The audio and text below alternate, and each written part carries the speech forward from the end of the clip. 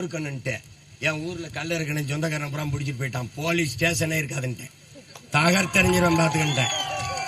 வேற ஏதாவது வேலை செய்ய இப்ப ஒவ்வொன்னா செய்யறேன். இந்த வாரம் ஒன்னொன்னா செய்யறேன். இன்னைக்கு கல் இறக்கிருக்கேன்.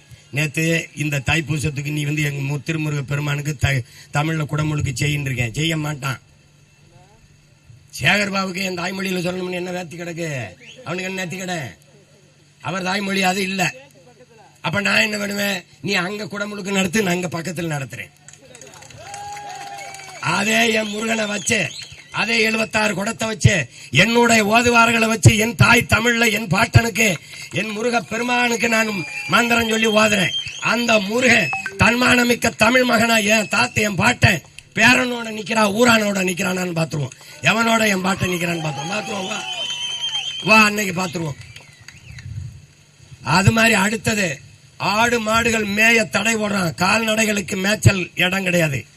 மலையை வெட்டி என் தாயின் மாறை அறுத்து விற்கிற அந்த அயோக்கிய குவாரிங்கிற பேர்ல என்னோட ஆடு மாடுகள் அந்த மலை அடிவாரத்தில் மேய தடை போடுறான். வனச்சட்டம்னு பாதுகாப்பு சட்டம்னு போட்டு என்னுடைய சொந்தங்கள் ஆடு மாடை மேய்க்க போகும்போது அவமானப்படுத்தி திருப்பி விரட்டுறான், வழக்க போடுறான். அப்ப என்ன பண்றது? நான் ஆடு மாடுகளின் மாநாடு போடுறேன் இந்த ஜூலை 10ஆம் தேதி. ஆடு மாடுகளின் மனச்சான்று உரையை உங்கள் மகன் பேசுறேன்.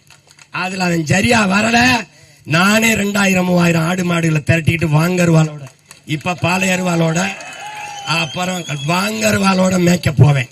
எவன் குறுக்க வருவான்னு பாப்போம். ஏய், எத்தனை விதமான சிலம்பு இருக்கோ அத்தனை விதமான சிலம்பையும் கத்த வேணாம். குறுக்க வேணா வந்தா குறுக்கு ஒடிஞ்சு போயிரும். பார்த்து பண்ணிக்கணும். அங்க ஆடு மாடுகளை மேய்க்கிறேன்.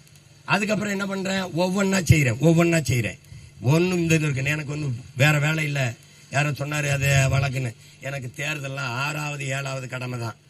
முதல்ல இதுதான்.